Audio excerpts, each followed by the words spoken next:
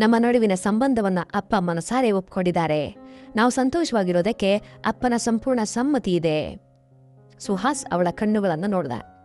ಚಂದ್ರಿಕಾ ಕೆಲವು ಕ್ಷಣ ಸ್ತಬ್ಧಳಾಗಿ ಕೂತ್ಕೊಂಡ್ಲು. ತನ್ನ ಗಂಡ ಇಷ್ಟೊಂದು ಉದಾರಿಯಾಗಿರ್ತಾರೆ ಅಂಥೇಳಿ ಅವಳು ಭಾವಿಸಿರ್ಲಿಲ್ಲ. ತನ್ನ ಆಸೆಗಳನ್ನು ಅರಿತು ಅವಳೇ ದಾರಿ ಬಿಟ್ಕೊಡ್ತಾ ಇದ್ದಾರೆ ಅಂತ ತಿಳಿದಾಗ ಅವಳ ಒಳಗಡೆ ಸುಹಾಸ್ ಮೇಲಿನ ಪ್ರೀತಿ ಇಮ್ಮಡಿಯಾಯಿತು. ಹಿಂದಿನ ವಿಡಿಯೋದಲ್ಲಿ ನೀವು 2ನೇ ಭಾಗ ಕೇಳಿದ್ದೀರಿ. ಮೊದಲ ಮತ್ತು 2ನೇ ಭಾಗದ ಲಿಂಕ್ ಡಿಸ್ಕ್ರಿಪ್ಷನ್ನಲ್ಲಿದೆ. ಇದು ಕಥೆಯ 3ನೇ ಭಾಗವಾಗಿದೆ. ಮಲತಾಯಿ ಚಂದ್ರಿಕಾ ಮತ್ತು ಅವರ ಮಗ ಸುಹಾಸ್ ಜೊತೆಗಿನ ಅದ್ಭುತ ಕ್ಷಣಗಳು ಇಂದಿನ ಕಥೆಯಲ್ಲಿ ಬರಲಿವೆ. ಹಾಗಾದ್ರೆ ಕತೆ ಆರಂಭಿಸೋಣ್ವೆ? ಕೇಳಲು ಸಿದ್ಧರಾಗಿದ್ದೀರಾ ಅಲ್ವಾ? ಇಷ್ಟ ಆದರೆ ಅದನ್ನ ಕಮೆಂಟ್ ಬಾಕ್ಸ್ನಲ್ಲಿ ಕಮೆಂಟ್ ಮಾಡಿ ತಿಳಿಸ್ಬೇಕು. ಸುಹಾಸ್ ಹಾಲ್ನಲ್ಲಿರುವಂತಹ ರೂಮ್ಗೆ ಹೋದ. ಚಂದ್ರಿಕಾದ ಬಳಿ ಹೋಗಿ ಅವಳನ್ನ ಎಬ್ಬಿಸ್ದ. ಬನ್ನಿ, ನಾವಿಬ್ರು ಹೊರಗೆ ಹೋಗಿ ಬರೋಣ. ಅಪ್ಪ ಒಪ್ಪಿದ್ದಾರೆ ಅಂತಂದ. ಹೇ ಹೌದಾ? ಅವಳು ಉತ್ಸಾಹದಿಂದ ಕೇಳಿದ್ಲು. ಚಂದ್ರಿಕಾ ಆಶ್ಚರ್ಯದಿಂದ ಅವನನ್ನು ನೋಡಿದ್ಲು. ಏನೊಪ್ಪಿದ್ದಾರೆ? ದಿನೇಶ್ಗೆ ಏನಾದರೂ ತಿಳಿತಾ? ಸುಹಾಸ್ ಅವಳನ್ನ ಕಾರಿನ ಬೆಳಗ್ಗೆ ಕರೆದುಕೊಂಡು ಹೋದ. ಪ್ರಯಾಣದ ಮಧ್ಯೆ ಅಪ್ಪ ಹೇಳಿದ ಪ್ರತಿಯೊಂದು ವಿಷಯವನ್ನ ಅವಳಿಗೆ ವಿವರಿಸಿದ. ಅಪ್ಪನ ನಿರಾಸೆ, ತಾವು ಹಳೆಯರಂತೆ ಶಕ್ತಿಶಾಲಿ ಇಲ್ಲ ಅಂತನ್ನುವ ಅರಿವು, ಎಲ್ಲಕ್ಕಿಂತ ಹೆಚ್ಚಾಗಿ ಚಂದ್ರಿಕಾಳ ಸಂತೋಷಕ್ಕಾಗಿ ತನಗೆ ಸಾಧ್ಯವಾಗದ ವಿಷಯಗಳನ್ನ ಮಗನಿಗೆ ಬಿಟ್ಟುಕೊಡ್ತಾ ಇದ್ದಾರೆ ಅನ್ನೋ ವಿಷಯವನ್ನ ಅವನು ಚಂದ್ರಿಕಾಗೆ ಬಹಿರಂಗಪಡಿಸಿದ. ಮಮ್ಮಿ, ಪಪ್ಪ ಹೇಳಿದ್ರು ನೀವು ನನಗೆ ಜನ್ಮ ನೀಡಿದವಳಲ್ಲ ಅಂತ. ನಮ್ಮ ನಡುವಿನ ಸಂಬಂಧವನ್ನ ಅಪ್ಪ ಮನಸಾರೆ ಒಪ್ಕೊಂಡಿದ್ದಾರೆ. ನಾವು ಸಂತೋಷವಾಗಿರೋದಕ್ಕೆ ಅಪ್ಪನ ಸಂಪೂರ್ಣ ಸಮ್ಮತಿ ಇದೆ. ಸುಹಾಸ್ ಅವಳ ಕಣ್ಣುಗಳನ್ನು ನೋಡ್ದ. ಪ್ರಿಯ ವೀಕ್ಷಕರೇ, ದಯವಿಟ್ಟು ನಮ್ಮ ಚಾನಲ್ ಅನ್ನು ಸಬ್ಸ್ಕ್ರೈಬ್ ಮಾಡಿ ಹೊಸ ಕತೆ ಬರೆಯೋದಕ್ಕೆ ಸ್ಫೂರ್ತಿ ಕೊಡಿ. ಚಂದ್ರಿಕಾ ಕೆಲವು ಕ್ಷಣ ಸ್ತಬ್ಧವಾಗಿ ಕೂತ್ಕೊಂಡ್ಲು. ತನ್ನ ಗಂಡ ಇಷ್ಟೊಂದು ಉದಾರಿಯಾಗಿರ್ತಾರೆ ಅಂತ ಅವಳು ಭಾವಿಸಿರ್ಲಿಲ್ಲ. ತನ್ನ ಆಸೆಗಳನ್ನು ಅರಿತು ಅವರೇ ದಾರಿ ಬಿಟ್ಕೊಟ್ಟಿದ್ದಾರೆ ಅಂತ ತಿಳಿದಾಗ ಅವಳ ಒಳಗಡೆ ಸುಹಾಸ್ ಮೇಲಿನ ಪ್ರೀತಿ ಇಮ್ಮಡಿಯಾಯಿತು. ಜೊತೆಗೆ ದಿನೇಶ್ ಅವರ ಮೇಲಿನ ಗೌರವ ಕೂಡ ಹೆಚ್ಚಾಯಿತು. ದಿನೇಶ್ಗೆ ಇಷ್ಟೆಲ್ಲ ತಿಳಿದಿದ್ರೆ ಇನ್ಮುಂದೆ ನಾವು ಮುಚ್ಚಿಡೋದಕ್ಕೆ ಏನೂ ಇಲ್ಲ ಅಂಥೇಳಿ ಅವಳು ಅವನ ಹತ್ತಿರ ಹೋಗಿ ಪಿಸುಗುಟ್ಟಿದ. ಇಬ್ಬರಿಗೂ ಅಷ್ಟೊಂದು ಸಂತೋಷದ ದಿನ ಮತ್ಯಾವುದೂ ಇರಲಿಲ್ಲ ಅಂತ ಅನ್ಬೋದು. ದುಬಾಯಿಯ ಐಷಾರಾಮಿ ರೆಸ್ಟೋರೆಂಟ್ ಮತ್ತು ಸಮುದ್ರ ತೀರದಲ್ಲಿ ಅವರು ಹೊಸಬರಂತೆ ಸಮಯವನ್ನ ಕಳೆದರು. ಅಪ್ಪನ ಸಮ್ಮತಿ ಸಿಕ್ಕಿದ್ದರಿಂದ ಅವರಲ್ಲಿದ್ದಂತಹ ಸಣ್ಣ ಭಯವೂ ಕೂಡ ಈಗ ದೂರವಾಗಿತ್ತು. ಆ ರಾತ್ರಿ ಪ್ರಯಾಣವನ್ನು ಮುಗಿಸಿ ಅಪಾರ್ಟ್ಮೆಂಟ್ಗೆ ಮರಳಿದಾಗ ಚಂದ್ರಿಕಾಳ ಮನಸ್ಸಿನಲ್ಲಿ ಒಂದು ಸಣ್ಣ ಆತಂಕ ಇತ್ತು. ದಿನೇಶ್ ಎಷ್ಟೇ ಹೇಳಿದ್ರೂ ಕೂಡ ಅವರ ಮುಖವನ್ನು ನೋಡುವುದಕ್ಕೆ ಅವಳಿಗೆ ಸ್ವಲ್ಪ ಸಂಕೋಚ ಆಯಿತು. ತಲೆಯನ್ನು ತಗ್ಗಿಸಿಯೇ ಚಂದ್ರಿಕಾ ಒಳಗಡೆ ಬಂದ್ಲು. ಅವಳು ಒಳಗೆ ಬರೋಷ್ಟರಲ್ಲಿ ದಿನೇಶ್ ತುಂಬ ಪ್ರಸನ್ನರಾಗಿದ್ರು. ಅವರು ಚಂದ್ರಿಕಾಳ ಬಳಿ ಬಂದು ಅವಳ ಹೆಗಲ ಮೇಲೆ ಕೈಯನ್ನ ಇಟ್ರು. ಆಹಾ, ಹೇಗಿತ್ತು ಇವತ್ತಿನ ದಿನ? ತುಂಬ ಚೆನ್ನಾಗಿತ್ತು ಅಂತ ಚಂದ್ರಿಕಾ ಹೇಳಿದ್ಲು. ಹೌದಾ ಸುಹಾಸ್, ನೀನು ಕೂಡ ಆನಂದಿಸಿದೆ ಅಂತ ಭಾವಿಸ್ತೇನೆ. ಹಾ ಹೌದು, ತುಂಬ ಚೆನ್ನಾಗಿತ್ತು. ಚಂದ್ರಿಕಾ, ನೀನ್ಯಾಕೆ ಹೀಗೆ ಹೆದರ್ತಾ ಇದೆಯಾ?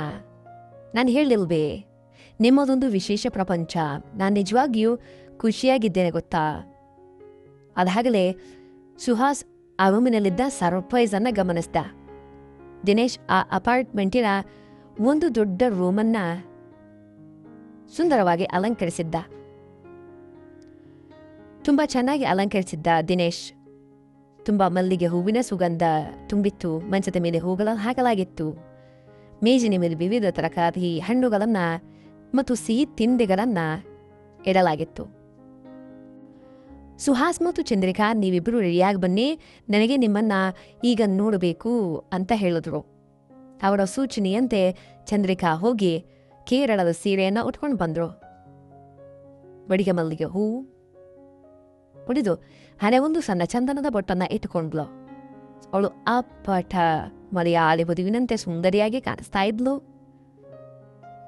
ಸುಹಾಸ್ ಒಂದು ಬಿಳಿಯ ಬಣ್ಣದ ವಸ್ತ್ರವನ್ನು ಧರಿಸಿ ನವ ವಧುವಿನಂತೆ ಬಂದಿದ್ದ. ಅವರು ಇಬ್ಬರು ರೂಮಿನಲ್ಲಿ ಕೂತಿರ್ಬೇಕಾದ್ರೆ ದಿನೇಶ್ ಒಂದು ಕೈಯಲ್ಲಿ ಹಾಲು, ಇನ್ನೊಂದು ಕೈಯಲ್ಲಿ ಹಣ್ಣುಗಳಿಂದ ಒಂದು ಟ್ರೇಯೊಂದು ಅಲ್ಲಿಗೆ ತಗೊಂಡು ಬಂದ್ರು. ಅವರದನ್ನ ಮೇಜಿನ ಮೇಲಿಟ್ಟು, ಮಗನೇ ತಗೋ, ಈಗ ನಿನ್ನ ಪ್ರೀತಿಯವಳು, ಇವಳ ಎಲ್ಲ ಆಸೆಗಳನ್ನ ಅರಿತು ಈಡೇರಿಸುವುದು ನಿನ್ನ ಜವಾಬ್ದಾರಿ. ಕಷ್ಟ ಸುಖಗಳನ್ನೆಲ್ಲ ಜವಾಬ್ದಾರಿ ನಿನ್ನದು ಅಂಥೇಳಿ, ಚಂದ್ರಿಕಾ ನೀನು ಯಾವುದ್ರ ಬಗ್ಗೆನೂ ಚಿಂತೆ ಮಾಡಬೇಡ, ನನ್ನ ಎಲ್ಲ ಶುಭ ಹಾರೈಕೆಗಳು ನಿಮಗೆ ಇದ್ದಾವೆ, ನಿಮ್ಮ ಎಲ್ಲ ಸಪೋರ್ಟ್ಗೆ ಹೊರಗಡೆ ನಾನು ಇರ್ತೇನೆ, ನಾನು ಇರಬೇಕಾದ್ರೆ ನೀವ್ಯಾಕೆ ಹೆದರ್ತೀರಿ ಅಂತ ಹೇಳ್ತಾ ದಿನೇಶ್ ಸುಹಾಸ್ ಕೈಗಳಿಗೆ ಅವಳ ಕೈಗಳನ್ನು ಸೇರಿಸಿಬಿಟ್ರು. ಆ ರೂಮಿನನ್ನ ಬಾಗಿಲನ್ನು ಹೊರಗಿನಿಂದ ಮುಚ್ಚಿಬಿಟ್ರು. ಪ್ರಿಯ ವೀಕ್ಷಕರ, ಕತೆ ಹೇಗೆ ಅನ್ನಿಸ್ತಾ ಇದೆ ಅನ್ನೋದನ್ನು ದಯವಿಟ್ಟು ಕಮೆಂಟ್ ಬಾಕ್ಸ್ನಲ್ಲಿ ತಿಳಿಸಿ. ಹೊಸ ಕತೆ ಬರೆಯೋದಕ್ಕೆ ನಮಗೆ ಪ್ರೋತ್ಸಾಹ ಕೂಡ ಸಿಕ್ಕಂಗಾಗುತ್ತೆ. ಬಾಗಿಲ ಬಳಿ ನಿಂತು ದಿನೇಶ್ ಒಂದು ದೀರ್ಘ ಉಸಿರನ್ನ ಬಿಟ್ಟರು.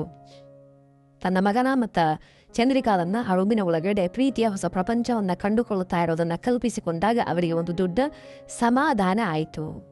ಅಲ್ಲಿಗೆ ಹೂವಿನ ಸುಗಂಧ ಗಾಳಿಯಲ್ಲಿ ಲೀನವಾಗಿದ್ದ ಆ ರೂಮಿನಲ್ಲಿ ದಿನೇಶ್ ಬಾಗಿಲನ್ನು ಹೊರಗಿನಿಂದ ಹಾಕ್ತಾ ಇದ್ದಂತೆ ಒಂದು ನಿಗೂಢ ಮೌನ ಆವರಿಸಿತು.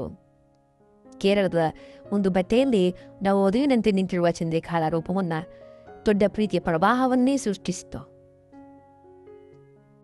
ಚಿನ್ನದ ಅಂಚಿನ ಸೀರೆ ತುಂಬಾನೇ ಶೋಭಿಸ್ತಾ ಇತ್ತು. ಅವನದೊಂದು ಸೌಂದರ್ಯವನ್ನ ಅವನು ಆಸ್ವಾದಿಸಿದ. ಸುಹಾಸಿಗೆ ಹುಚ್ಚು ಹಿಡಿಸ್ತು ಮತ್ತೆ ಹಿಡಿಸ್ತು. ಅವನು ಮೆಲ್ಲನೆ ಅವಳ ಹತ್ತಿರ ಸರಿದು ಹೇಳ್ದ ಒಂದು ನಿರೀಕ್ಷೆಯಿಂದ,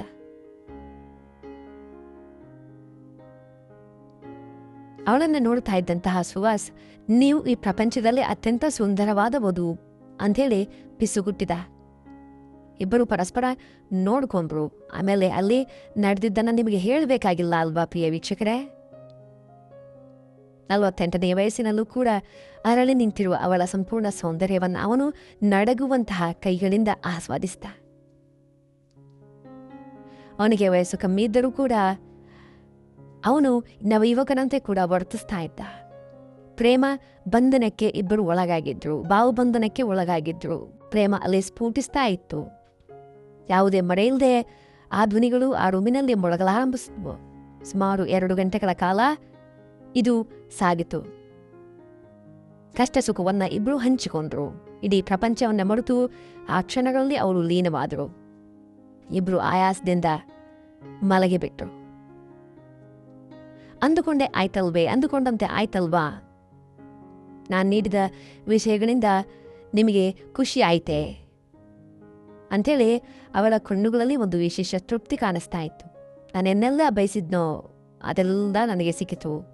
ನಾನು ಯಾವುದಕ್ಕಾಗಿ ಕಾಯ್ತಾ ಇದ್ನೋ, ನನಗೆ ಅದು ಯಾವುದು ಸಾಧ್ಯವಾಗದೆ ಹೋಯಿತು ಅದೆಲ್ಲವನ್ನು ನೀನು ನನಗೆ ನೀಡಿದ್ಯಾ ಅಂತ ಹೇಳಿದ್ರು.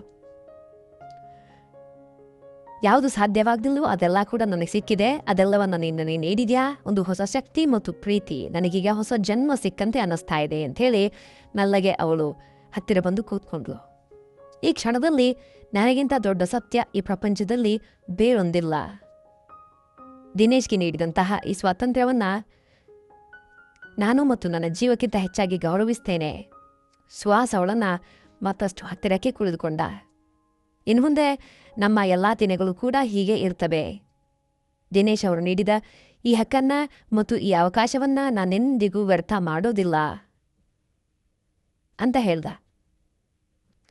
ಈ ಕ್ಷಣದಿಂದ ನೀವು ನನ್ನವಳು ಮಾತ್ರ. ಅವರಿಗೆ ತಾಳಿ ಕಟ್ಟಿದ ಹಕ್ಕಿದೆ ಅನ್ನೋದನ್ನು ಬಿಟ್ಟರೆ ಯಾವುದೇ ತರಹದ ಯಾವುದೇ ವಿಷಯದಲ್ಲೂ ನಿನ್ನನ್ನು ನಾನು ಬಿಟ್ಟುಕೊಳ್ಳೋದಿಲ್ಲ, ನೀನು ನನ್ನವಳು ಮಾತ್ರ ಅಂಥೇಳಿ ಆ ದಿನದ ರಾತ್ರಿ ಆ ಹೂವು ಹಾಸಿಗೆ ಮೇಲಿಬ್ರು ಮಲ್ಕೊಂಡ್ರು. ಹೊಸದಾದ ಪ್ರಪಂಚವನ್ನು ಕೂಡ ಸೃಷ್ಟಿಸಿದ್ರು. ಪಕ್ಕದ ರೂಮಿನಲ್ಲಿದ್ದ ತನ್ನ ಕುಟುಂಬದ ಹೊಸ ಆರಂಭದ ಕನಸನ್ನ ಕಾಣ್ತಾ ಕೂತಿದ್ದ ದಿನೇಶ್ ಕೂಡ ನಿದ್ರೆಗೆ ಜಾರ್ತಾ ಇದ್ರು. ಮರುದಿನ ಮುಂಜಾನೆ ಉದಯಿಸಿದಾಗ ಆ ಕೊನೆಯಲ್ಲಿದ್ದ ಆ ಹೂವಿನ ಸುಗಂಧಕ್ಕೆ ಒಂದು ರೀತಿಯ ಒಂದು ಲಹರಿ ಇತ್ತು, ಪ್ರೇಮ ಲಹರಿ ಇತ್ತು. ಬೆಳಕು ಮೆಲ್ಲನೆ ಕಿಟಕಿಯ ಮೂಲಕ ಬಂದಾಗ ಸುಹಾಸ್ ಕಣ್ಣು ತೆರೆದ. ಚಂದ್ರಿಕಾಳನ್ನು ನೋಡಿದ ತಕ್ಷಣ ಅವನ ಒಳಗಡೆ ಆವೇಶ ಅಲೆಯೊಡಿಯಿತು. ಪರಸ್ಪರ ಆವರಿಸಿಕೊಂಡ್ರು. ನಿಜ ಹೇಳಬೇಕು ಅಂದರೆ ಆ ರಾತ್ರಿ ಇದ್ದ ಆವೇಶ ಬೆಳಗ್ಗೆ ಕೂಡ ಕಮ್ಮಿಯಾಗಿರಲಿಲ್ಲ. ಅವರ ಒಳಗಿನ ಆ ಒಂದು ಭಾವನೆ ಅಡಗಿರಲಿಲ್ಲ. ಉಸಿರನ್ನ ಬೇಯಿ ಹಿಡಿದು ಆ ಇಬ್ಬರು ಪರಸ್ಪರ ಆನಂದಿಸಿದ್ರು. ಇನ್ನು ಮುಂದೆ ಪ್ರತಿದಿನವೂ ಹೀಗೆ ಇರಲಿದೆ ಅನ್ನುವಂತಹ ಆಲೋಚನೆ ಅವರ ಭಾವನೆಗಳನ್ನು ಆ ರೂಮಿನಲ್ಲಿ ಪಾಸ್ಪೋರ್ಟ್ ಹುಡುಕ್ತಿದ್ದ ದಿನೇಶ್ ಅವರ ಧ್ವನಿ ಕೇಳಿಸ್ತು. ಸುಹಾಸ್, ಚಂದ್ರಿಕಾ, ನೀವು ಎದ್ದಿದ್ದೀರಾ ನನ್ನ ಪಾಸ್ಪೋರ್ಟ್ ಅಲ್ಲೆಲ್ಲಾದರೂ ಇದೆಯೇ ಅಂತ ನೋಡೋದಕ್ಕೆ ಬಂದೆ ಅಂತ ಹೇಳುತ್ತಾ ಅವರು ಮೆಲ್ಲನೆ ಬಾಗಿಲನ್ನು ತೆರೆದರು. ಅವರಿಬ್ರು ಇನ್ನೂ ಮಲಗಿದ್ದಾರೆ ಅಂತ ಅನ್ಕೊಂಡು ಅವರು ಬಾಗಿಲ ತೆತ್ತಿರಲಿಲ್ಲ. ಆದರೆ ಬಾಗಿಲನ್ನು ತೆರೆದಂತಹ ದಿನೇಶ್ಗೆ ಅಲ್ಲಿ ಕಂಡ ದೃಶ್ಯಕ್ಕೆ ಸ್ತಬ್ಧರಾಗಿ ಬಿಟ್ರು. ಅವರಿಬ್ರು ಅಲ್ಲಿ ಮಲಗಿದ್ರು. ಅವರು ಒಂದು ಕ್ಷಣ ಬೆಚ್ಚಿಬಿದ್ರು. ಶ್ವಾಸ್ ಮತ್ತು ಚಂದ್ರಿಕಾ ತಕ್ಷಣ ತಿರುಗಿ ನೋಡಿದ್ರು. ಇಬ್ಬರ ಉಸಿರು ನಿಂತಂತಾಯ್ತು. ಚಂದ್ರಿಕಾ ತನ್ನನ್ನ ಮರೆಮಾಚಿಕೊಳ್ಳಲು ಪ್ರಯತ್ನಿಸಲಾದರೂ ಸುಹಾಸ್ನ ಒಂದು ಬಾಹುಬಂಧನದಿಂದ ಬಿಡಿಸಿಕೊಳ್ಳಲಾಗದೆ, ದಿನೇಶ್ ಸಾರಿ, ಅದು ನಾವು ಅಂಥೇಳಿ ಚಂದ್ರಿಕಾ ಉಸಿರುಗಟ್ಟುತ್ತಾ ಹೇಳಿದ್ಲು. ಅವಳ ಮುಖ ನಾಚಿಕೆಯಿಂದ ಕೆಂಪಾಗಿತ್ತು. ದಿನೇಶ್ ಮೆಲ್ಲನೆ ಒಳಗಡೆ ಬಂದ್ರು. ಅವರ ಕಣ್ಣುಗಳಲ್ಲಿ ಕೋಪ ಇರಲಿಲ್ಲ, ಬದಲಿಗೆ ಒಂದು ರೀತಿಯ ವಾತ್ಸಲ್ಯ ಮತ್ತು ಆವೇಶ ಇತ್ತು. ಅವರು ಡ್ರೆಸರ್ನಿಂದ ತಮ್ಮ ಪಾಸ್ಪೋರ್ಟನ್ನು ತೆಗೆದುಕೊಂಡ್ರು. ಆದರೆ ಹೊರಗೆ ಹೋಗುವ ಬದಲು ಅವರು ಮೆಲ್ಲನೆ ಅವರ ಹತ್ತಿರವೇ ಬಂದರು. ಚಂದ್ರಿಕಾ ಭಯದಿಂದ ಭವರಿಂದ ಒದ್ದೆಯಾಗಿದ್ದ ಅವಳನ್ನ ಇದು ಮಾಡಿದ್ರು. ಯಾಕೆ ಹೆದರ್ತಾ ಇದ್ದೀರಿ? ನಾನು ಹೇಳಿಲ್ವಾ, ನಿಮ್ಮದೊಂದು ವಿಶೇಷ ಪ್ರಪಂಚ ಈ ಸುಂದರ ಕ್ಷಣಕ್ಕೆ ಅಡ್ಡಿಪಡಿಸೋದಕ್ಕೆ ನನಗೆ ಇಷ್ಟ ಇಲ್ಲ. ನಿನಗೊಂದು ಮಾತು ಹೇಳಬೇಕಿದೆ. ಏನು ಅಂದರೆ, ನಿಮ್ಮಿಬ್ಬರ ನಡುವೆ ಒಂದು ಅದ್ಭುತ ಬಾಂಧವ್ಯವಿದೆ. ನೀನು ಕೇವಲ ಅವಳನ್ನು ತೃಪ್ತಿಪಡಿಸಿದ್ರೆ ಸಾಕಾಗೋದಿಲ್ಲ. ಅವಳ ಪ್ರತಿ ಜೀವಕೋಶವನ್ನು ನೀನು ಪ್ರೀತಿಸಬೇಕು. ಅವಳ ಕಷ್ಟ ಸುಖವನ್ನು ನೀನು ಕಾಪಾಡಬೇಕು. ನೀನು ಅವನನ್ನು ಹೆಚ್ಚು ಪ್ರೀತಿಸು. ನಿನ್ನ ಪ್ರೀತಿ ಅವನಿಗೆ ಹೆಚ್ಚು ಶಕ್ತಿಯನ್ನು ನೀಡಲಿ. ನೀವು ಪರಸ್ಪರ ಮತ್ತಷ್ಟು ಹತ್ತಿರವಾದಾಗ ಮಾತ್ರ ಈ ಪ್ರೀತಿ ಪೂರ್ಣವಾಗುತ್ತೆ ಅಂಥೇಳಿ ದಿನೇಶ್ ಹೊರ ನಡೆದ್ರು. ನನ್ನ ಪಾಸ್ಪೋರ್ಟ್ ಸಿಕ್ತು, ನಾನು ಹೊರಗಡೆ ಇರ್ತೀನಿ. ನೀವು ಯಾವುದರ ಬಗ್ಗೆಯೂ ಯೋಚಿಸದೆ ಈ ಇಡೀ ಪ್ರಪಂಚ ನಿಮ್ಮದು ಮಾತ್ರ ಅಂತನ್ಕೊಂಡು ಮುಂದುವರಿಯಿರಿ. ಸುಹಾಸ್, ನೀನು ಅವಳನ್ನು ಸಂಪೂರ್ಣವಾಗಿ ಗೆಲ್ಲಬೇಕು. ಚಂದ್ರಿಕಾ, ಅವನ ಶಕ್ತಿಯನ್ನು ಮನಸಾರೆ ನೀನು ಖುಷಿಪಡು. ಈ ಉಪದೇಶವನ್ನು ನೀಡಿ ದಿನೇಶ್ ಒಂದು ತೃಪ್ತಿಯ ನಗುವಿನೊಂದಿಗೆ ಹೊರ ನಡೆದು ಹೋದ್ರು. ಬಾಗಿಲನ್ನು ಮುಚ್ಚಿಕೊಂಡು ಹೋದ್ರು. ಪ್ರಿಯ ವೀಕ್ಷಕರ, ಕಥೆ ಇಷ್ಟ ಆದರೆ ದಯವಿಟ್ಟು ಲೈಕ್ ಮಾಡಿ, ಶೇರ್ ಮಾಡಿ, ಕಮೆಂಟ್ ಮಾಡಿ. ದಿನೇಶ್ ನೀಡಿದ ಆ ಅನುಮತಿ ಮತ್ತು ಉಪದೇಶ ಅವರಲ್ಲಿ ಹೊಸದೊಂದು ಶಕ್ತಿಯನ್ನು ತುಂಬಿತು. ಚಂದ್ರಿಕಾ ಅತ್ಯಂತ ಆಸೆಯಿಂದ ಸುಹಾಸನ ಹತ್ತಿರ ಧಾವಿಸಿದಳು. ನಂತರ ಅಲ್ಲೇ ನಡೆದಿದ್ದು ಅವರದ್ದೇ ಆದ ಅತ್ಯಂತ ಖಾಸಗಿ ಕ್ಷಣಗಳಾಗಿದ್ದವು. ಇಬ್ಬರು ಸಂಪೂರ್ಣವಾಗಿ ಅದನ್ನು ಆನಂದಿಸಿದರು. ಮನಸಾರೆ ಸ್ನಾನವೆಲ್ಲ ಮುಗಿಸಿ ಅವರು ಹೊರಗಡೆ ಬಂದರು. ಆ ಸಮಯದಲ್ಲಿ ಧಾವಂತದಿಂದ ಪಾಸ್ಪೋರ್ಟ್ ಹುಡುಕುತ್ತಿರುವುದೇಕೆ ಅಂಥೇಳಿ ಸುಹಾಸ್ ಕೇಳಿದ. ನಾನು ಅಂದುಕೊಂಡೆ ನೀವು ಕೆಲವು ದಿನ ಇಲ್ಲಿ ಎಂಜಾಯ್ ಮಾಡೋದಕ್ಕೆ ಬಂದಿದ್ದೀರಾ. ನಾನು ಊರಿಗೆ ಮರಳೋದಕ್ಕೆ ತೀರ್ಮಾನಿಸಿದ್ದೇನೆ. ಊರಿನಲ್ಲಿ ಹಬ್ಬ ಬರ್ತಾ ಇದೆಯಲ್ವಾ, ಕೆಲವು ಕೆಲಸಗಳನ್ನು ಮುಗಿಸಬೇಕಿದೆ. ಚಂದ್ರಿಕಾಗೆ ಬೇಜಾರಾಯಿತು. ನಾನು ಸುಹಾಸ್ ಜೊತೆ ಇಲ್ಲಿ ಉಳಿಯೋದಿಲ್ಲ. ಒಬ್ಬರೇ ಕೇರಳಕ್ಕೆ, ದಿನೇಶ್ಗೆ ಹೋಗಬೇಡಿ. ಏನಿದು ಚಂದ್ರಿಕಾ, ನೀನು ಸುಹಾಸ್ ಜೊತೆ ಇನ್ನೂ ಸ್ವಲ್ಪ ಕಾಲ ಆನಂದಿಸು. ನಿನಗೆ ಯಾವಾಗ ಬೇಕಾದರೂ ಬರಬಹುದು. ನಿನ್ನ ಸ್ವೀಕರಿಸೋದಕ್ಕೆ ನಾನು ಯಾವಾಗಲೂ ತಯಾರಾಗಿದ್ದೇನೆ, ಸಿದ್ಧವಾಗಿರ್ತೇನೆ. ಇಲ್ಲ ದಿನೇಶ್, ನಿಮ್ಮನ್ನು ಬಿಟ್ಟು ನಾನು ಇಲ್ಲಿ ಉಳಿಯೋದಿಲ್ಲ. ನಾವು ಒಟ್ಟಿಗೆ ಬಂದ್ವಿ, ಒಟ್ಟಿಗೆ ಹೋಗುತ್ತೇವೆ. ಅದು ಮಾತ್ರವಲ್ಲ, ನಮ್ಮ ಊರಿನ ಜನರು ಬೇರೆನಾದರೂ ಮಾತಾಡಿಕೊಂಡ್ರೆ ಅದು ನಮ್ಮ ಕುಟುಂಬಕ್ಕೆ ಕೆಟ್ಟ ಹೆಸರು ಬರುತ್ತೆ. ನಾನು ದಿನೇಶ್ ಜೊತೆನೇ ಬರ್ತೇನೆ. ಆದರೆ ಅವಳು ಸುಹಾಸ್ನನ್ನು ನೋಡಿ ಕಣ್ಣು ಸನ್ನೆಯನ್ನ ಮಾಡಿ ನಕ್ಕಳು. ನನ್ನ ಈ ಹೊಸ ಯಜಮಾನನನ್ನ ನಾನು ತುಂಬಾನೇ ಮಿಸ್ ಮಾಡ್ಕೊಳ್ತೇನೆ. ಆದರೂ ಪರವಾಗಿಲ್ಲ. ಇವನಿಂದ ಸಿಗುವಂತಹ ಈ ಒಂದು ಪ್ರೀತಿಗಾಗಿ ನಾನು ಸ್ವಲ್ಪ ಕಾಯೋದಕ್ಕೆ ಸಿದ್ಧಳಿದ್ದೇನೆ. ಸುಹಾಸ್ ಕೂಡ ಅದಕ್ಕೆ ಒಪ್ಪದ. ಹೌದಾ, ಸರಿ, ಅವ್ರ ಜೊತೆನೇ ಬರೋದೇ ಒಳ್ಳೆಯದು. ನಾನು ಶೀಘ್ರದಲ್ಲೇ ಊರಿಗೆ ಬರಬಹುದಲ್ವೇ? ಆಗ ನಾವು ಮತ್ತೆ ಆಚರಿಸಬಹುದು ಅಂತ ಹೇಳಿದ್ರು. ದಿನೇಶ್ ಜೋರಾಗಿ ನಕ್ಕರು. ಹಾಗಾದರೆ ನಿಮ್ಮ ಇಷ್ಟದಂತೆಯೇ ಆಗಲಿ. ದಿನವೂ ಕಾಯ್ತಾ ಇದ್ರೆ ಈ ಬೋರ್ ಹೊಡೆಯೋದೇನಿದೆಯಲ್ಲ ಇರೋದಿಲ್ಲ. ಪ್ರತಿದಿನವೂ ಇದೇ ಪ್ರೀತಿ ಸಿಕ್ಕರೆ ಕೆಲವು ಬಾರಿ ಬೇಜಾರಾಗಬಹುದು. ಮಧ್ಯೆ ಸಣ್ಣದೊಂದು ಬಿಡುವು ಬರಬಹುದು. ನಿಮ್ಮಿಬ್ಬರ ಆವೇಶವನ್ನು ಕೂಡ ಹೆಚ್ಚಿಸುತ್ತೆ. ಅವರು ಮೂರು ಆ ತಮಾಷೆಯನ್ನ ಮನಸಾರೆ ಆನಂದಿಸಿ ನಕ್ಕರು. ನೆಕ್ಸ್ಟ್ ಡೇ ಸುಹಾಸ್ ಅವರನ್ನೆಲ್ಲ ದುಬಾಯಿಯ ಏರ್ಪೋರ್ಟ್ ವಿಮಾನ ನಿಲ್ದಾಣದಕ್ಕೆ ಬಿಡೋದಕ್ಕೆ ತಯಾರಾದ. ಚಂದ್ರಿಕಾ ಕೂಡ ಒಳ್ಳೆಯ ಬಟ್ಟೆಗಳನ್ನು, ಆಕರ್ಷಕ ಬಟ್ಟೆಗಳನ್ನು ಹಾಕಿಕೊಂಡು ಧರಿಸಿದ್ಲು. ಪ್ರಯಾಣದಲ್ಲಿ ಸುಹಾಸ್ ಡ್ರೈವಿಂಗ್ ಸೀಟ್ನಲ್ಲಿ ಕೂತಿದ್ದ. ಚಂದ್ರಿಕಾ ಅವನ ಪಕ್ಕದಲ್ಲೇ ಇದ್ಲು. ಅವರನ್ನು ನೋಡಿದ್ರೆ ನವ ದಂಪತಿಗಳಂತೆ ಕಾಣಿಸ್ತಾ ಇತ್ತು. ದಿನೇಶ್ ಹಿಂದೆ ಕುಳಿತು ತನ್ನ ಮಗ ಮತ್ತು ಅವಳನ್ನ ಆ ಕೆಮಿಸ್ಟ್ರಿಯನ್ನು ನೋಡಿ ಆನಂದಿಸ್ತಾ ಇದ್ರು. ಆ ಮಧ್ಯೆ ಮಧ್ಯೆ ಅವರಿಬ್ಬರು ತಿರುಗಿ ದಿನೇಶ್ ಅವರನ್ನ ನೋಡೋದಕ್ಕೆ ಮಡಿತಾ ಇರಲಿಲ್ಲ.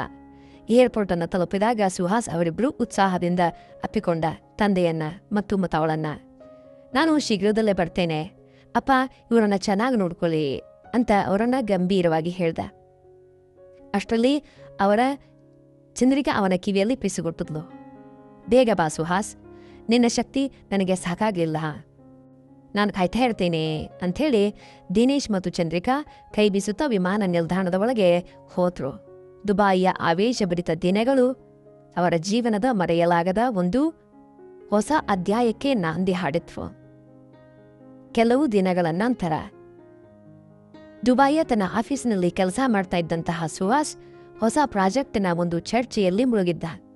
ಸುಹಾಸ್ ತಕ್ಷಣವೇ ಅಪ್ಪ ದಿನೇಶ್ ಅವರಿಂದ ಒಂದು ಫೋನ್ ಕಾಲ್ ಬಂತು. ಆ ಕಡೆಯಿಂದ ಅಪ್ಪನ ಧ್ವನಿ ಇತ್ತು. ಹೇಳಲಾಗದಷ್ಟು ಆವೇಶ ಮತ್ತು ಸಂತೋಷದಿಂದ ತುಂಬಿತ್ತು. ಸುಹಾಸ್, ನಿನಗೊಂದು ಸಂತೋಷದ ಸುದ್ದಿ ಇದೆ. ಏನಂದ್ರೆ ಚಂದ್ರಿಕಾ ಗರ್ಭವತಿಯಾಗಿದ್ದಾಳೆ. ಅವಳು ಮಾತ್ರ ಅಲ್ಲ, ನೀನೊಬ್ಬ ಕೂಡ ತಂದೆ ಆಗ್ತಾ ಇದೆಯಾ ಅಂಥೇಳಿ ಆ ಮಾತುಗಳನ್ನು ಕೇಳಿದ ತಕ್ಷಣ ಸುಹಾಸ್ ಒಂದು ಕ್ಷಣ ಸ್ತಬ್ಧನಾದ. ಒಳಗಡೆ ಒಂದು ದೊಡ್ಡ ಸಂತೋಷದ ಅಲೆ ಎದ್ದಿತು. ತನ್ನ ಮತ್ತು ಚಂದ್ರಿಕಾಳ ಆತ್ಮಬಂಧದಲ್ಲಿ ಒಂದು ಹೊಸ ಜೀವ ಮೊಳಕೆ ಹೊಡಿತಾ ಇದೆ. ನನಗೀಗ ಅವರನ್ನು ನೋಡಲೇಬೇಕು, ನಾನು ಮುಂದಿನ ಫ್ಲೈಟ್ನಲ್ಲೇ ಅಲ್ಲಿಗೆ ಬರ್ತೇನೆ ಅಂಥೇಳಿ ಸುಹಾಸ್ ಉತ್ಸಾಹದಿಂದ ಹೇಳಿದ. ಆದರೆ ಊರಿನ ಪರಿಸ್ಥಿತಿ ಅತ್ಯಂತ ರೋಮಾಂಚನಕಾರಿಯಾಗಿತ್ತು. 48 ವರ್ಷದ ಸುಂದರ ಚಂದ್ರಿಕಾಳ ಆ ಸುದ್ದಿ ಊರಿನಲ್ಲೇ ಕಾಲ್ಗಿಚ್ಚಿನಂತೆ ಹರಡಿತು. 65 ವಯಸ್ಸಿನಲ್ಲೂ ಕೂಡ ದಿನೇಶ್ ಅವರ ಪೌರುಷ ಕಮ್ಮಿಯಾಗಿಲ್ಲ ಅಂಥೇಳಿ ಇಷ್ಟು ವಯಸ್ಸಿನಲ್ಲೂ ಹೀಗೆ ಸಂತೋಷ ಪಡಿಸೋದಕ್ಕೆ ಅವರಿಗೆ ಹೇಗೆ ಸಾಧ್ಯವಾಗ್ತಿದಿರಲ್ವೇ ಅಂಥೇಳಿ ಜನರು ಅವರನ್ನು ದೊಡ್ಡ ಆಶ್ಚರ್ಯಚಕಿತರಾಗಿ ಗೌರವದಿಂದ ನೋಡೋದಕ್ಕೆ ಶುರು ಮಾಡಿದ್ರು. ಊರಿನ ಕ್ಲಬ್ಗಳಲ್ಲಿ ಮತ್ತು ಜಂಕ್ಷನ್ಗಳಲ್ಲಿ ಈಗ ಅವರು ಒಬ್ಬ ಹೀರೋ ಥರ ಕಾಣಿಸ್ತಾ ಇದ್ರು. ಇದನ್ನು ನೋಡಿ ದಿನೇಶ್ ಅವರನ್ನು ಈ ವಯಸ್ಸಿನಲ್ಲೂ ಅವರು ಎಷ್ಟು ಎನರ್ಜೆಟಿಕ್ ಆಗಿದ್ದಾರೆ ಅಂಥೇಳಿ ಎಲ್ಲರ ಮಾತುಗಳು ದಿನೇಶ್ಗೆ ಒಂದು ದೊಡ್ಡ ಹೆಮ್ಮೆ ತಂದುವು. ಈ ಒಂದು ಪ್ರಪಂಚದ ಮುಂದೆ ಇಷ್ಟು ದೊಡ್ಡ ಯಶಸ್ಸು ಸಿಕ್ಕಿದ್ದಕ್ಕೆ ಅವರು ಖುಷಿಯನ್ನ ಪಟ್ರು, ಮನಸ್ಸಿನಲ್ಲಿ ಹೆಮ್ಮೆಯನ್ನ ಪಟ್ರು ದಿನೇಶ್. ಸುಮಾರು 2 ದಿನಗಳ ನಂತರ ಸುಹಾಸ್ ಮನೆಗೆ ಬಂದು ಇಳಿದ. ಅಂಗಳದಲ್ಲಿ ದಿನೇಶ್ ನಗುತ್ತಾ ನಿಂತಿದ್ದ. ಒಳಗಡೆ ಓಡಿ ಹೋದ ಸುಹಾಸ್ ಕಂಡಿದ್ದು ತನಗಾಗಿ ಕಾಯ್ತಾ ಇದ್ದ ಚಂದ್ರಿಕಾಳನ್ನ. ಅವನು ಅವಳನ್ನ ಗಟ್ಟಿಯಾಗಿ ಹಿಡಿದುಕೊಂಡು, ನಾನೆಷ್ಟು ಸಂತೋಷದಲ್ಲಿದ್ದೀನಿ ಗೊತ್ತಾ? ಸುಹಾಸ್ ಅವಳ ಕಿವಿಯಲ್ಲಿ ಪಿಸುಗುಟ್ಟದ. ಚಂದ್ರಿಕಾ ಅವನನ್ನು ನೋಡಿ ಸುಂದರವಾಗಿ ನಕ್ಳು. ದಿನೇಶ್ ಮೆಲ್ಲನೆ ರೂಮಿನೊಳಗೆ ಬಂದು ಆ ಮೂವರು ಒಟ್ಟಿಗೆ ನಿಂತಾಗ ಆ ಮನೆ ದೊಡ್ಡ ಪ್ರೀತಿಯ ನೆರಳಿನಲ್ಲಿತ್ತು. ಪ್ರಪಂಚ ದಿನೇಶ್ ಅವರನ್ನ ಪ್ರಶಂಸಿಸ್ತಿದ್ರು. ಆ ಮೂವರಿಗೆ ಮಾತ್ರ ಒಳಗಿನ ರಹಸ್ಯ ಪ್ರಪಂಚ ಏನು, ಸುಂದರ ರಹಸ್ಯ ಏನು ಅನ್ನೋದು ತಿಳಿದಿತ್ತು. ಆ ಮನೆಯ ಗೋಡೆಗಳ ಮಧ್ಯೆ ಎಂದಿಗೂ ಭದ್ರವಾಗಿರಿಸುತ್ತದೆ. ನಮ್ಮ ಸಂತೋಷ ಮತ್ತು ಹೆಮ್ಮೆ ಒಂದಾದ ಹೊಸ ಜೀವನಕ್ಕೆ ಅವರು ಕಾಲಿಟ್ರು. ಹೇಗಿದೆ ನಮ್ಮ ಈ ಕತೆ? ಇಷ್ಟ ಆದರೆ ದಯವಿಟ್ಟು ಲೈಕ್ ಮಾಡಿ, ನಿಮ್ಮ ಸ್ನೇಹಿತರಿಗೆ ಶೇರ್ ಮಾಡಿ, ನಮ್ಮ ಚಾನಲನ್ನು ದಯವಿಟ್ಟು ಸಬ್ಸ್ಕ್ರೈಬ್ ಮಾಡಿ. ಹೊಸ ಕಥೆಯೊಂದಿಗೆ ಭೇಟಿಯಾಗೋಣ. ಧನ್ಯವಾದಗಳು.